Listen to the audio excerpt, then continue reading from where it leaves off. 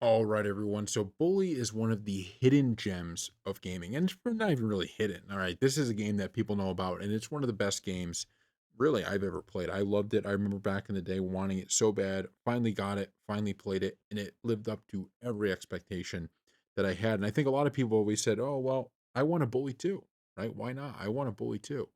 And we have now from the co-founder of Rockstar Games, Dan Houser, who's no longer with the company. He explained why that didn't happen. So we're reading here from GameSpot.com. They wrote an article said former Rockstar VP talks GTA 6, explains why Bully 2 never happened. During a panel appearance at Los Angeles Comic Con via IGN, Hauser was asked about how he feels regarding GTA 6, the first Grand Theft Auto game in decades that he had no involvement with. All right, we're going to scroll down a little bit more. Um, Hauser has previously voiced his desire to see a sequel to Bully, the 2006 game set at a boarding school. When he was asked about the reasons why Bully 2 didn't come to pass, Hauser cited bandwidth issues before adding, if you got a small lead creative team and a small senior leadership crew, you just can't do all the projects you want.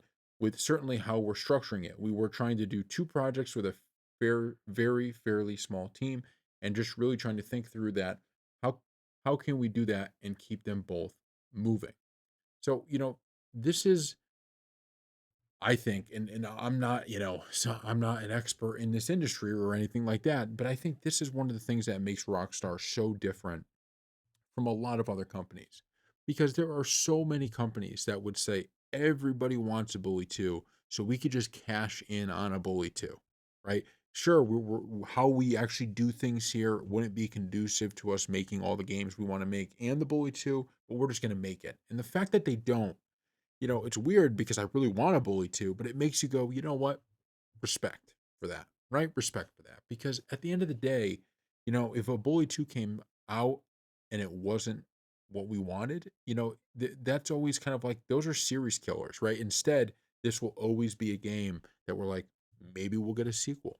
And maybe we will one day, but when I saw this article, I said, I got to do a video on it because Bully is a game and you're seeing some of the footage on the screen now from one of my more recent playthroughs. It's just a game that you could pick up and there is so much to do. It really puts you in the world. And you're going to class, you have all these missions to do, you have all the different kind of little factions. There's so much there. And every time you pick it up, you could just have fun for hours, right? You just keep going through, you keep having all this fun.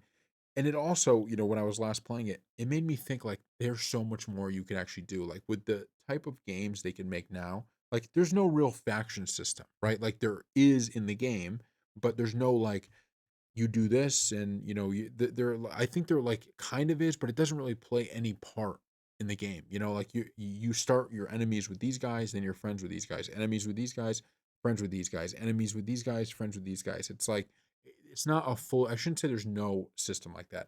It's not fully drawn out, right? There's not this big, system in that sense, or even individual people at the school, right? It's not like there's this guy's name, right? And what's our relationship like or anything like that. It's like you could make so much more out of that game, and Rockstar would be the team to do it. But you'd only want them doing it if they're doing it the way that they do it. You don't want them to say, you know what, we want to get Bully 2 out, so we're going to cut some kind of corner. We don't want that.